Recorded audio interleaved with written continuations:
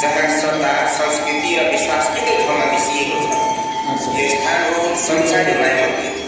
चिसाङ खोलाको किनारमा रहेको यो मन्दिरको सबैभन्दा पुरानो धार्मिक स्थलमध्ये एक मानिन्छ। स्थानीयका अनुसार पहिलो पूजा सालको रूपमा गरिएको थियो। त्यो रूप आज पनि यही उभिएको छ र माईको उपस्थितिको साक्षी बनेर। हरेक मङ्गलबार र शनिबार यहाँ भक्तजनहरूको घुइँचो लाग्छ। कोही स्वास्थ्य लाभको कामना गर्छन्, कोही सन्तान र कोही केवल मनको शान्ति खोज्दै आउँछन्।